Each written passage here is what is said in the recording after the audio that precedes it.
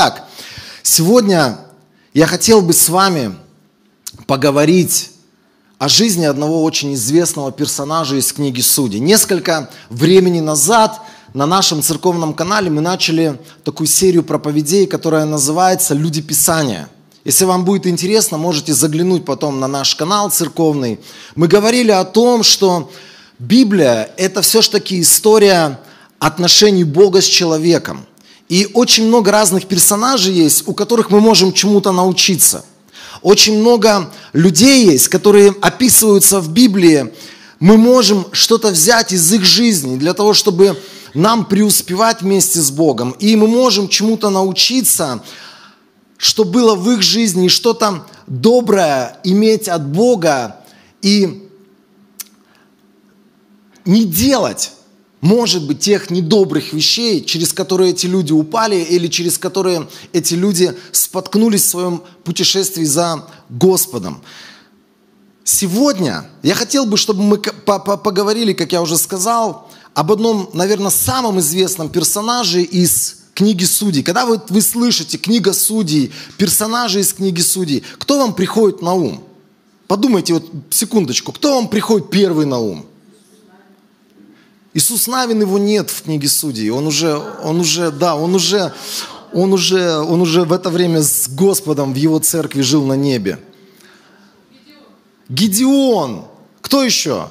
Мы говорили, если вы заглянете на наш канал, мы говорили о Гидеоне, об Иефае, мы говорили о Ефремитах, но на самом деле 4 главы книги Судей, они посвящены одному удивительному персонажу. И я могу сказать, он чем еще удивителен, что он имел что-то, что не имел никто никогда, ни до него, ни после него. Это человек, которого звали Самсон. С 13 главы книги Судей вы увидите, что там описывается история рождения, жизни, правления, падения и смерти этого человека. 4 главы посвящено этому человеку. И уникальность этого человека была в том, что он обладал неестественной или сверхъестественной нечеловеческой силой. Ни до него, ни после него не было таких людей. Были люди, которые делали Божьи чудеса, были люди, которые могли вызывать огонь, были люди, которые раздвигали моря, были люди, которые останавливали реки. Но та сила, которой обладал этот человек, не обладал никто. Этот человек был уникален в своем роде. Знаете, когда мы читаем об этом человеке, 13 глава книги Судей, она посвящена тому, что описывается история рождения этого человека. Я не смогу сегодня прочитать всю историю, потому что 4 главы нам не хватит просто времени физически. Но мы очень быстро пробежимся по фактам из биографии этого человека. И я хотел бы, чтобы мы чему-то научились. Хорошему, и, может быть, от каких-то вещей постарались посторониться плохих, которые были в жизни этого человека. Посмотрели бы на Бога, который стоял за всей этой историей. Посмотрели бы на сердце Божие, как Бог реагировал на какие-то ситуации и что Бог имел по отношению к этому человеку. Итак, если вы откроете 13 главу книги Судей, вы найдете историю рождения Самсона. И вся эта глава, она в очередной раз подтверждает каждому из нас, что мы, пришедшие в этот мир, встретившиеся с Иисусом Христом и являющиеся сегодня частью какой-то церкви, мы ни в коем случае никогда не были случайностью в Божьем плане. Мы были людьми, которые изначально были в сердце Бога зачаты, произведены им на свет для того, чтобы сделать какие-то вещи, которые Он имеет о нас. Мы люди, которые 2000 лет назад были запланированы Богом на кресте. Иисус тогда умирал за нас. Иисус тогда видел нас. Иисус тогда приносил в жертву себя самого ради каждого из нас, чтобы сегодня мы могли войти в Божию судьбу, чтобы сегодня мы могли войти в свое предназначение и могли исполнить это предназначение. Я хотел бы, чтобы здесь, в этом месте, ты снова вместе со мной сказал «Аминь». Согласился бы. Когда ты утром просыпаешься, смотришь на себя в зеркало, говори: я не ошибка, я не случайность, я человек, призванный Богом, я человек, рожденный Богом. Если ты в этом сомневаешься, открывай 8 главу Римлянам и читай с 29, с 30 стиха, читай то, что снова и снова звучит со страниц Священного Писания о тебе, что мы были предопределены Богом. Еще тогда, когда нас не было, у Бога в плане ты и я мы были. Мы были избраны Богом, мы были найдены Богом для того, чтобы стать подобными Его Сыну и для того, чтобы исполнить, каждый из нас исполнить свое предназначение. Итак, 1 глава, когда мы читаем, точнее 13 глава книги Судей, когда мы читаем о рождении Самсона, мы видим, что как однажды Бог избирает Самсона, Гидеона и Иефая для определенных целей, точно так же сегодня я должен быть укоренен в одной простой истине: я избранный Богом человек. Когда к тебе подкрадываются мысли о том, что ты случайность, ошибка, неудачник, человек, про которого Бог забыл, которого Бог оставил, я тебе могу сказать эти мысли напрямую от дьявола из преисподней. Это не Бог с тобой говорит. Поэтому можешь смело выкидывать эти мысли и говорить: я любимое чадо Божие, любимый сын, любимая дочь Божья, и у Бога есть план для моей жизни. Первое, чему мы учимся сразу же: Самсона еще нет, он только в чреве матери, но мы учимся тому, что все мы найдены, избраны и приготовлены Богом для своей цели, которая есть в сердце Божьем. Единственное, все, что нам осталось, маленькую вещь: узнать, какое мое призвание, двигаться в этом призвании, быть в этом верным. Чуть-чуть нам осталось. От нас маленькая вещь всего лишь зависит. Потом, когда мы переходим на 14 главу, мы сталкиваемся с удивительными вещами. Самсон – это Назарей. Самсон – это человек, который от чрева матери, даже не от чрева матери, даже когда его еще не было в чреве матери, он был уже в тот самый момент отделен Богом для особенного служения или для особой цели. И таких людей называли Назареями. Эти люди не должны были прикасаться к мертвому телу. Эти люди не должны были злоупотреблять алкоголем. Больше скажу, они даже вообще не должны были кушать ничего, что было связано с виноградом. Это были люди, которые не должны были стричь своих волос. И, соответственно, они должны были исполнять весь закон, который был непосредственно для всего Израиля дан. Но, когда мы читаем 14 главу книги Судей, вот здесь начинается странный парадокс. Начинаются маленькие нестыковки, которые мы начинаем видеть. Первое что? Самсон решил жениться. Жениться, ладно. Ничего страшного, женись, молодец. Хорошо, что хоть жениться. Но у родителей у его возник сразу вопрос: ну почему не на израильтянке? Какие у тебя проблемы? Почему ты выбираешь женщину из филистимского народа? Нестыковки. Потому что всегда для всех евреев был закон пожизненный. Не выходить замуж, не жениться на иноплеменных женах и мужьях. Почему? Потому что они могут увести от Бога Израиля к поклонению идолам. Бог таким образом, Он свой народ охранял от идолопоклонства. Сегодня до сих пор это слово в Новом Завете звучит. Бог говорит: бегать нам от идолопоклонства. Все, что может встать на трон вместо Иисуса Христа в моей жизни. Деньги, слава, позиция, какие-то, знаете, вот эти вот наши материальные блага, за которые мы цепляемся двумя руками. Бог очень рьяно или Бог очень тщательно наблюдал за этим в своем народе. Он не хотел, чтобы его народ, избранный, призванный, превратился в народ идолопоклонников. И вот, ладно даже жена, ладно даже филистимская жена, но здесь удивительная вещь происходит. Здесь мы читаем, что когда они идут на сватовство, что там произошло? Вы же помните все. Когда они идут на сватовство, в то время, оказывается, в тех широтах водились львы. Мне кажется, львы водились везде, кроме как Тагила и Екатеринбурга, они бы здесь не выжили. Они бы посмотрели, что вот какое сегодня 16 августа, на улице +8, они бы сбежали куда-нибудь в теплые края, обязательно, я уверен. Там было тепло, там было хорошо, и львы водились там. И вот они идут, видимо, родители чуть-чуть подальше отошли, и Самсон увидел льва. И он не бегал от этих животных. Он поймал этого льва, и почему-то эта история описывается. Он разорвал этого льва. Ну ладно бы разорвал, да, мужик сильный, да, это атлет, ему куда-то надо девать свои, там, я не знаю, свою энергию, свою силу. Ладно бы разорвал. Но потом мы читаем, что он снова встречается с этим львом. Что он снова проходит мимо того места, где лежал этот лев, и Библия говорит, во льве,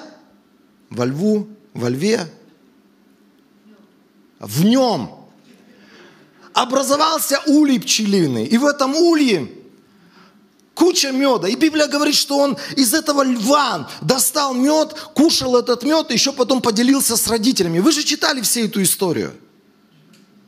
И вот здесь, если вы будете читать новый русский перевод электронный, вы сразу же увидите, что здесь огромная несостыковка с той позицией, в которой находился Самсон, и с тем, что он делал.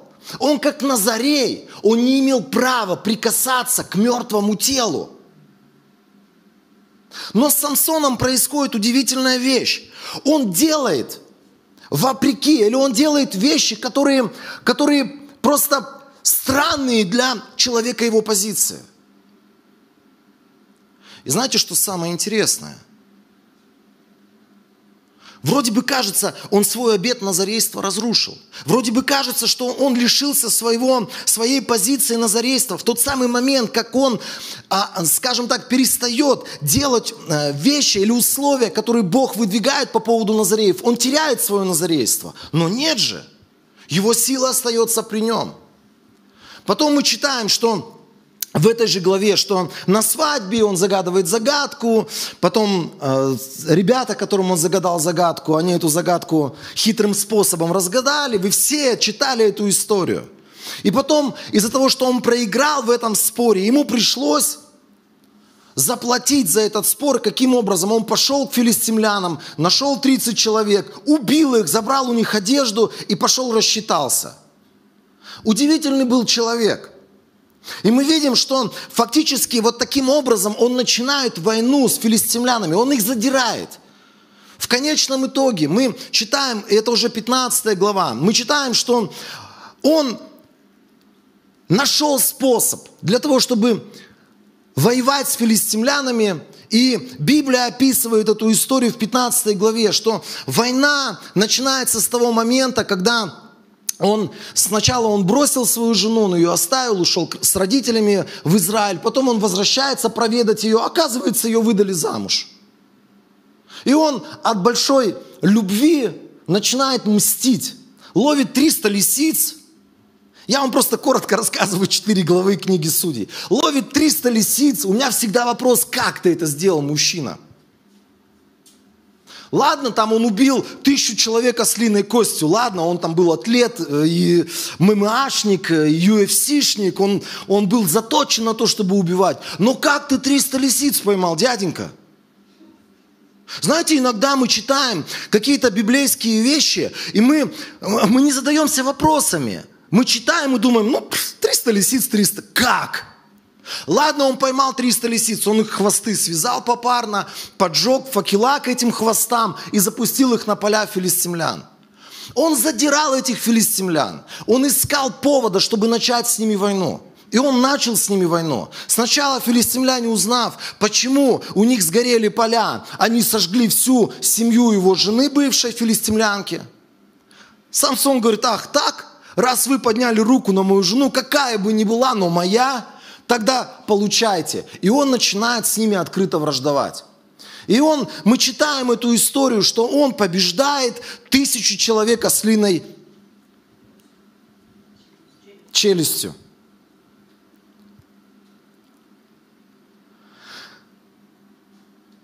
Шестнадцатая глава.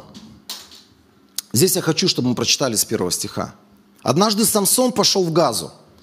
Конец 15 главы описывает историю Самсона таким образом, что Самсон 20 лет после того, как он начал войну с филистимлянами, он победил в этой войне, он 20 лет был судьей в Израиле. И дальше мы читаем. Однажды Самсон пошел в Газу и, увидев там блудницу, зашел к ней.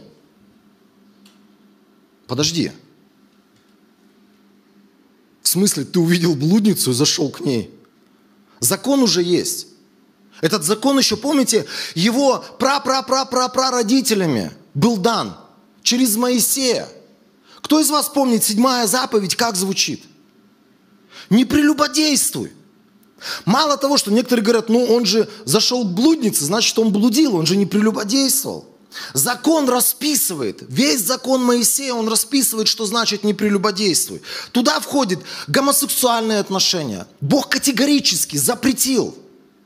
Если вы будете внимательно читать книгу Второзакония, книгу Левита, вы увидите, что Бог говорит, что это мерзость в очах Его. Когда мужчина ляжет как с мужчиной, или женщина ляжет как с женщиной, ляжет с женщиной как с мужчиной. Другими словами, любые гомосексуальные связи. Бог говорит, выводите за стан и побивайте камнями таких людей. Скотоложество.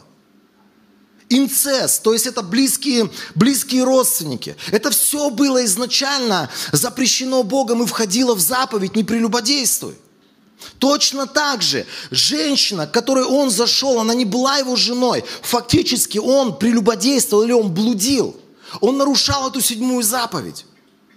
И вопрос, с тобой что? Мужчина.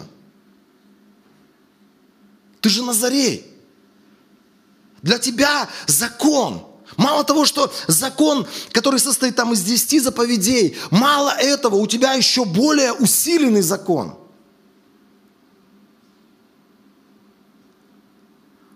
Если бы вы спросили, наверное, тогда Самсона, зачем ты это делаешь? Ты не прав, Самсон. Он бы сказал, посмотри на меня. Я краса всех женщин. Длинноволосый атлет. Может быть, он, наверное, еще музыкант был, рок-музыкант. Он был звезда своего поколения. Если бы тогда был Инстаграм, все бы были подписаны на Самсона однозначно. И когда бы ты заводил свой Инстаграм, если бы ты первый раз заходил в Инстаграм, ты бы думал, на кого подписаться. Конечно, на Самсона я подпишусь. Надо смотреть за похождениями этого чувака. Надо наблюдать.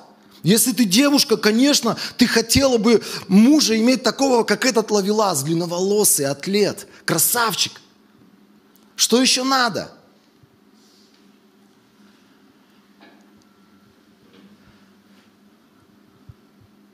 Самсон делал вещи, которые сам Бог запретил делать. Но знаете, удивительная вещь. Так как он был призван для того, чтобы освободить Израиль, все это время он имел невероятную, нечеловеческую силу. И с ним это сыграло очень злую шутку. Я вернусь к этому чуть попозже. Жители Газы, 2 стих, сказали, Самсон здесь. Они, окружив то место, устроили на него засаду у городских ворот. Они не трогались с места всю ночь, говоря, на рассвете мы его убьем. Но Самсон лежал только до полуночи. В полночь он встал, схватил двери городских ворот вместе с обоими косяками и вырвал их вместе с засовом. Он поднял их на плечи и отнес на вершину горы, что напротив Хеврона. Послушайте, человек блудит, человек живет какой-то своей собственной оторванной жизнью, но при этом у него действует невероятная сверхъестественная Божья сила. Правители филистимлян, и дальше что происходит? Он скидывает эти ворота на вершине горы, что напротив Хеврона. Прошло время, и он полюбил женщину из долины Сорек, которую звали Далила. Вот про Далилу здесь не написано, что это была блудница. Но из того, как она себя вела, мы можем сделать четкое заключение, что она была продажная женщина. Потому что когда Самсон связался с Далилой, первым делом к Далиле пришли старейшины этих филистимлян, и они сказали, мы дадим тебе денег, и все, что тебе нужно будет сделать, это продать нам Самсона. На самом деле у нее не было отношений, любви, у нее не было отношений человека, который любил Самсона. Она была продажная, как сейчас говорят, Продажная женщина или женщина с низкой социальной ответственностью, с низким уровнем социальной ответственности. Модное новое слово в России. Ей сказали, когда Самсон будет у тебя, выведай его секрет силы, мы тебе за это денег дадим. Знаете, Библия – это очень мудрая книга. Если ты молодой человек, и ты смотришь нас, я тебе могу сказать, на твоем пути могут появляться разные женщины, разные мужчины. Если ты с ними сегодня строишь отношения только на основании того, что вы влюбились друг в друга, только на основании того, что вы понравились друг другу, только на основании того, что вы, как вам кажется, просто души друг в друге не чаете, это еще ни о чем не говорит. Это еще ничего вам не разрешает делать. Если вы сегодня вступаете в отношения, в сексуальные, и при этом у вас нет регистрации ЗАГСа о том, что вы муж и жена, вы сегодня находитесь на очень скользкой дорожке. Потому что Библия говорит, я хочу прочитать эти места Писания. Знаете, некоторые люди говорят, когда они слышат, например, какие-то вещи, о которых я проповедую, потом я слышу такой фидбэк, отклик. Я с ним не согласен, у меня есть свое мнение. Со мной не надо соглашаться. Надо соглашаться со Словом Божьим. И вот здесь притча 6 глава, прекрасное место Писания, 26 стих, написано так. «Из-за блудницы нищают до куска хлеба, а чужая жена охотится за самой жизнью». Притчи чуть попозже были внесены в Библию. Самсон, бедолага, не знал об этом.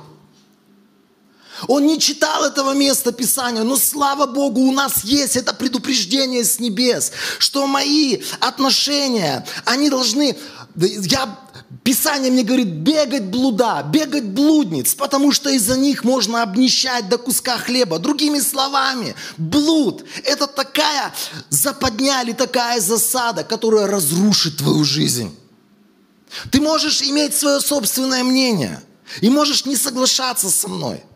Но если так говорит Слово Божие, и ты не соглашаешься с ним, то тогда ты на опасном пути. Потому что сложно идти против Слова Божьего и хотеть, чтобы Бог тебя при этом благословлял. Если ты с чем-то не соглашаешься с проповедником, ничего страшного. Главное, чтобы ты соглашался со Словом Божьим. Если проповедник говорит какие-то вещи, и ты говоришь, а у меня свое мнение. Главное, чтобы твое мнение вытекало из Слова Божьего. Главное, чтобы твое мнение было построено на Слове Божьем. Потому что только когда ты согласен со Словом Божьим, и ты исполняешь то, что говорит Слово Божие, только тогда ты будешь преуспевающим человеком на этой земле. Только тогда ты войдешь в свое призвание. Только тогда ты будешь видеть полноту Божьей жизни. Никак иначе. Если ты не согласен с чем-то, найди, что говорит Библия на эту тему, и согласись с Библией. Главное, чтобы я был согласен с Богом и с Его Словом. Дальше, по поводу блуда, интересное место Писания.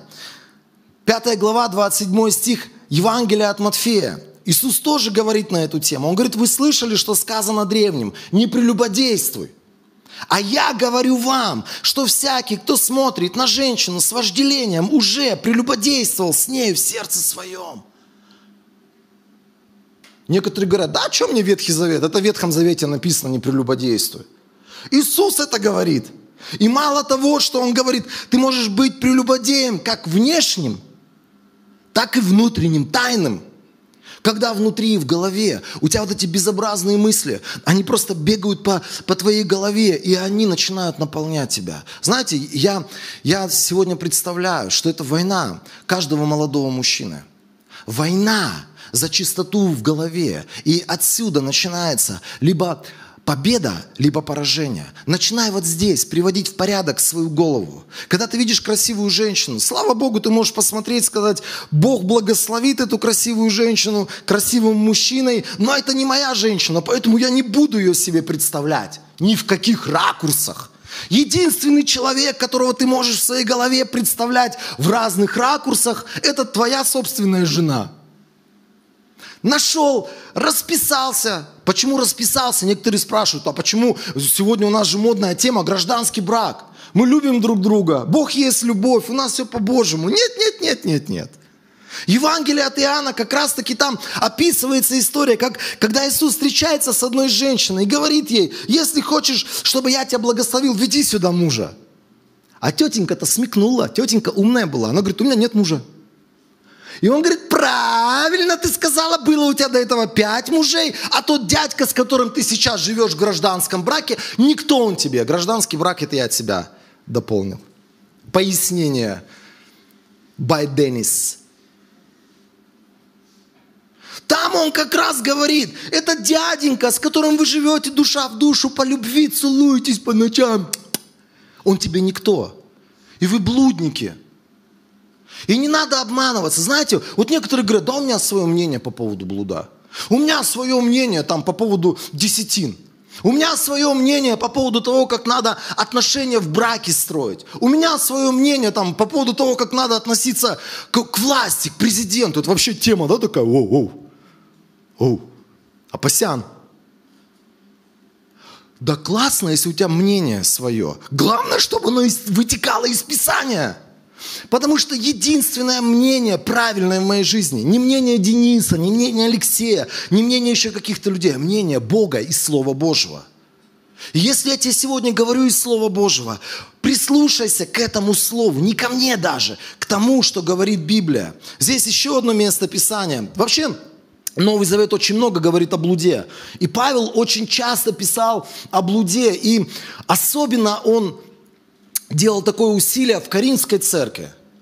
Потому что Коринфская церковь, она находилась на месте супер развращенного общества. Она была рождена внутри этого развращенного общества.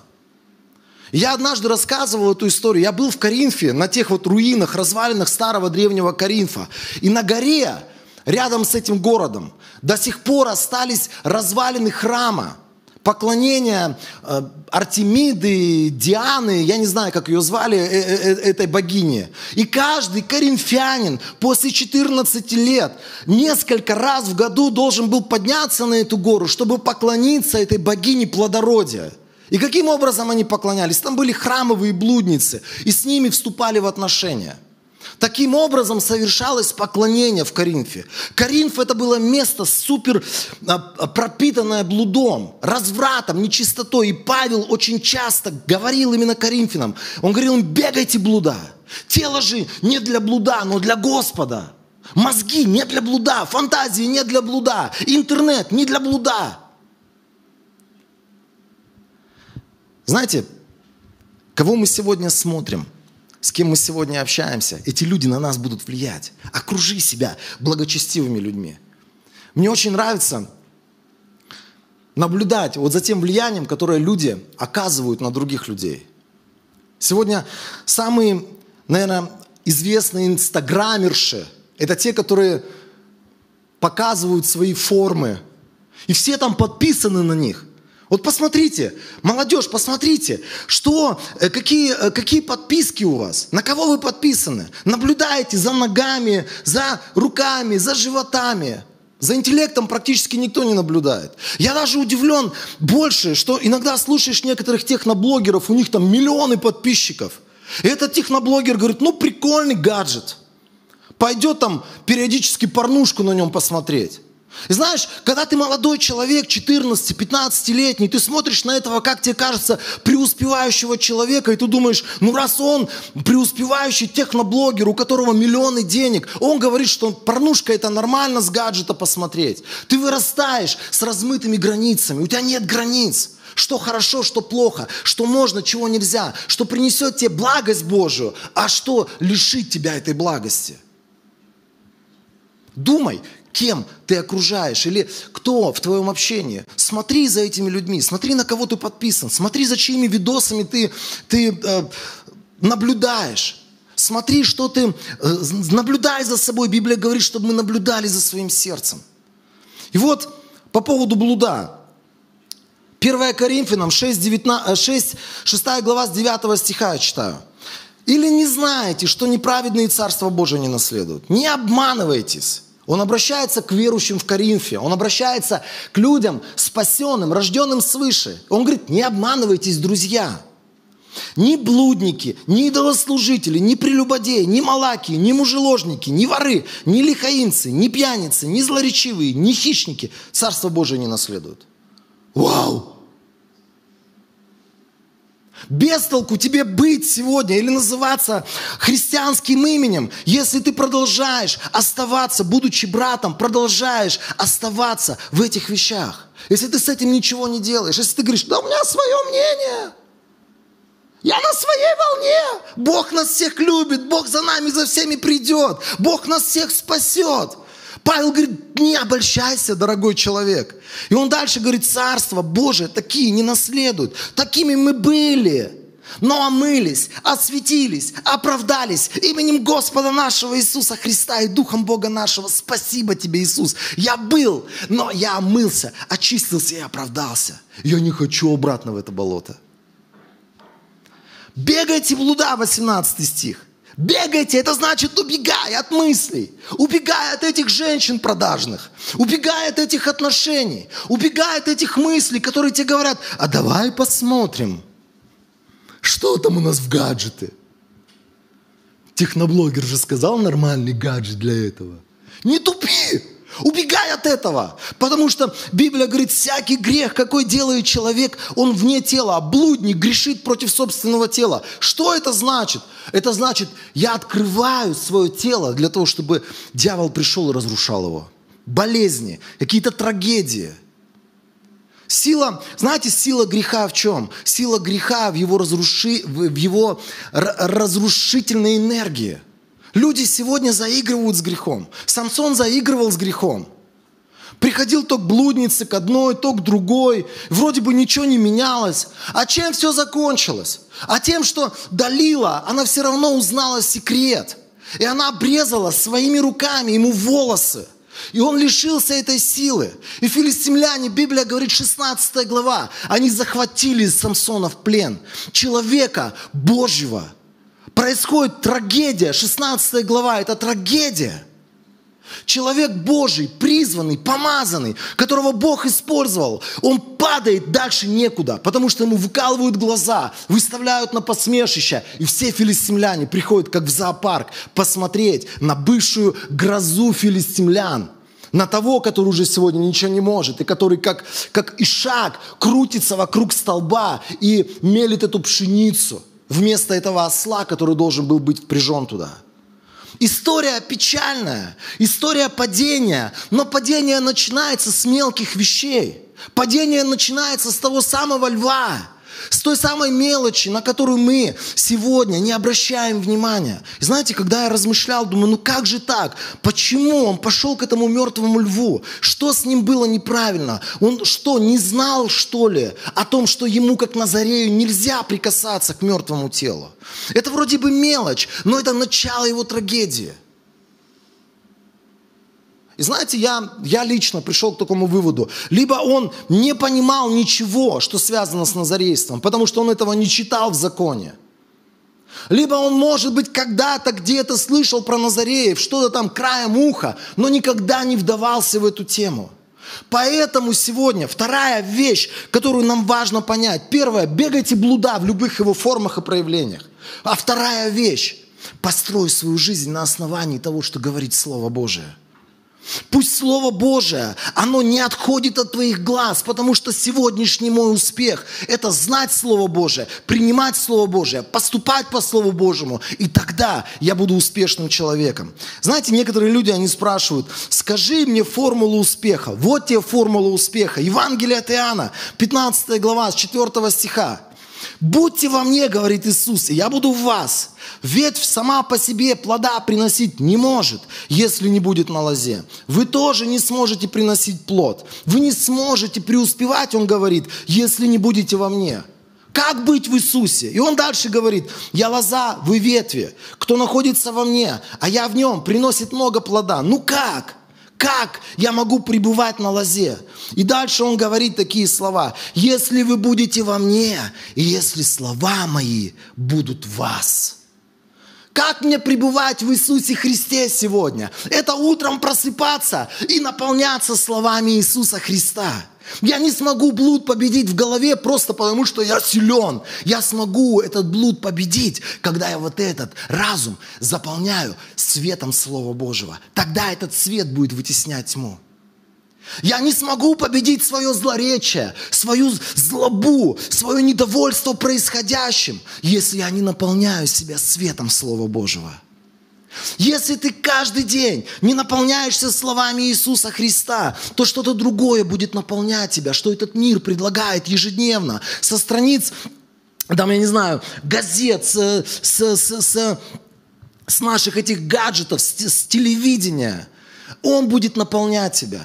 Он будет формировать твою личность. Поэтому сегодня сделай все для того, чтобы Слово Божие было основанием твоих поступков, твоего поведения, твоего отношения к разным ситуациям. Если ты не знаешь, например, как относиться к тому или к этому, найди, что Библия об этом говорит. У многих, знаете, смятение такое. Я встречался с людьми, у них смятение. Ну вот как мне относиться к нечестивой власти? Найди все, что Библия говорит в Новом Завете о том, как тебе относиться к власти. И относись так, как там написано. Ни больше, ни меньше. Как мне построить успешный брак? Найди все, что Библия говорит о муже, о достойном. Выпиши все это себе и поступай так, как там говорит Слово Божие. Я встретил одного парня, он говорит, я вот сейчас ищу себе жену, но... И моя жена задает вопрос, ну а ты когда женишься, ты как хочешь жизнь построить? Он говорит, а как? Я живу с родителями, родители обо мне заботятся, мы там вместе хорошей такой семьей проживаем. Я жену приведу, и мы будем все вместе жить. И жена моя, Алина говорит, ну это же неправильно, это же не по Писанию. Потому что Библия очень четко говорит, Ефесянам 5 глава. Помните, да?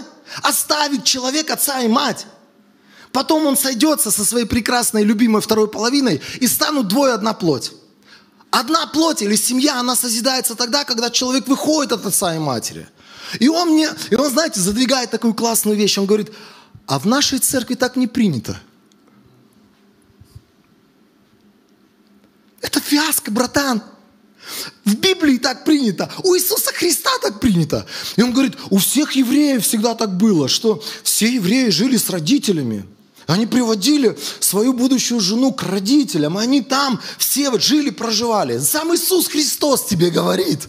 Он говорит, оставит человек отца и мать. И только после этого он сможет построить семью, которая называется одна плоть. Не то, что я придумал, то, что говорит Библия. Найди любая тема, которая связана, например, деньги. Вообще это животрепещущий вопрос. Деньги. А я вот думаю, что десятину давать не надо. Да ты красавчик. У тебя мысли есть, это уже классно. Единственное что, найди, что Библия об этом говорит. В Новом Завете я ничего не нашел. Есть, брат, есть. Есть. Иисус Христос говорит, ребята фарисеи, вы что творите? Вы приносите с разных мелочей свои десятины, а милость к людям забыли. Он говорит, и то надо делать, то есть десятину давать. И вот это не оставлять. Сам Иисус говорит нам.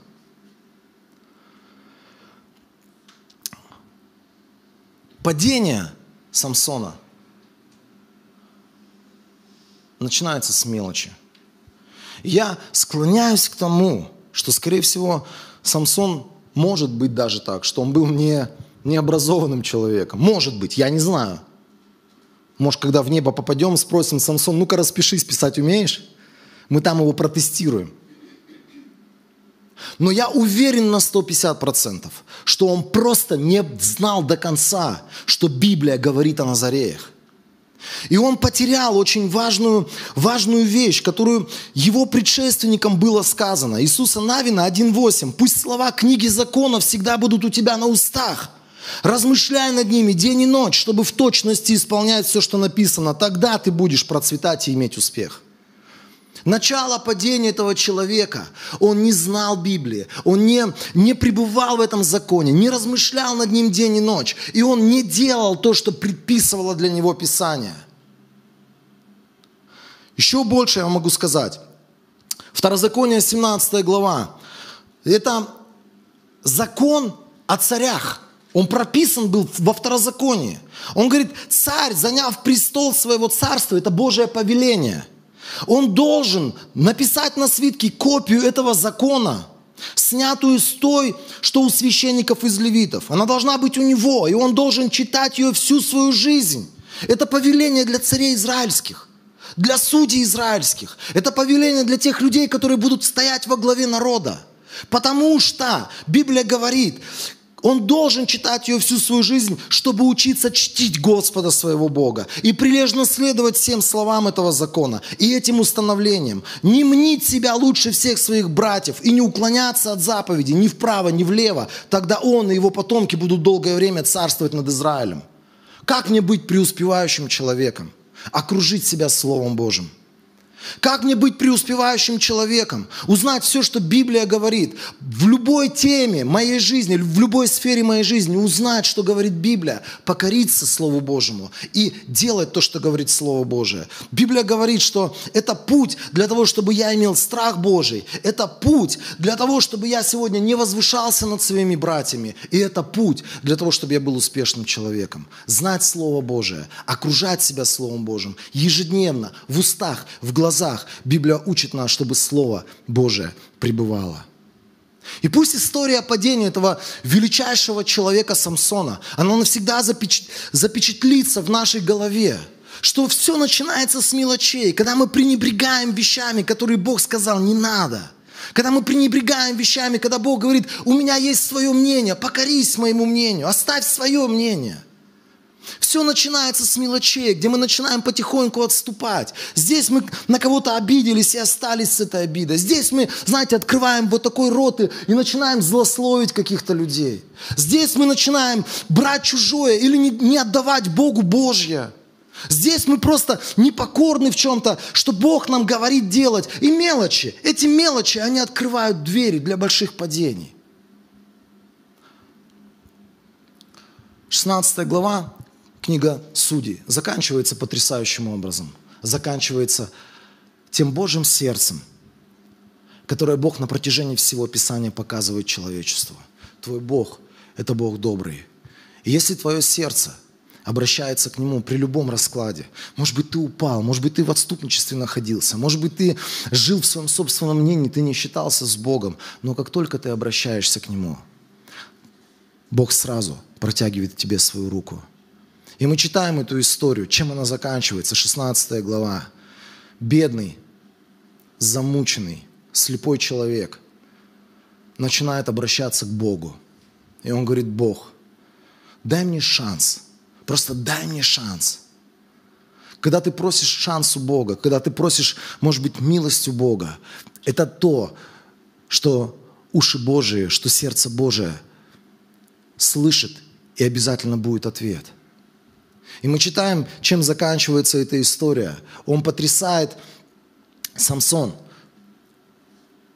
или разрушает храм, в котором собралось огромное количество филистимлян, чтобы поглазеть на него, чтобы поприкалываться над ним, поиздеваться над ним. Он ломает основание этого храма, и Библия говорит, что он погибает, но вместе с ним погибает огромное количество врагов Израиля. И он при своей смерти уничтожил больше врагов, чем при своей жизни. Это, с одной стороны, очень печальная история. Это история невероятного воина Божьего. Это история невероятного человека, призванного Богом. И мы видим, что происходит трагедия. Но даже в этой трагедии рука Божия для того, чтобы поднимать. Бог сегодня имеет доброе отношение к тебе. Даже если ты что-то делал неправильно, ты всегда можешь прийти и сказать, Бог, прости меня, пожалуйста. Я был неправ. И Бог слышит эти молитвы. И Бог говорит, я за тебя, сын мой. И я готов помочь тебе исправить ту ситуацию, в которой ты находишься. Чему мы можем научиться сегодня у Самсона? Чему? Или что я хотел бы, чтобы осталось в нашей голове от этого человека Божьего? Любой грех – это всегда вещь, которая разрушает нас. Особенно блуд, потому что есть всего лишь две вещи, о которых Новый Завет говорит убегать. Это идолопоклонство, и вторая вещь – это блуд. Это те вещи, которые разрушают человека изнутри. Они ломают наше наследство, они ломают наше наше призвание. Мы не сможем быть успешными с этими вещами. Поэтому Бог говорит, бегай. Начинай бегать от этого вот здесь в голове своей. Приводи здесь порядок. И вторая вещь, которую я хотел бы, чтобы ты научился, из этой истории о Самсоне. Обвяжи свою голову, обвяжи свои глаза Словом Божьим. Поставь это Слово Божие на первое место в своей жизни. Пусть оно станет для тебя самым главным авторитетом. Любая сфера твоей жизни, пусть она будет полностью покорена под ноги Слова Божьего. И тогда мы с тобой будем иметь успех. Божьих вам благословений, дорогие друзья. Очень рады, что сегодня каждый из нас имел эту возможность слышать Слово Божие. И пусть это Слово Божие двигает нас вперед. Аминь.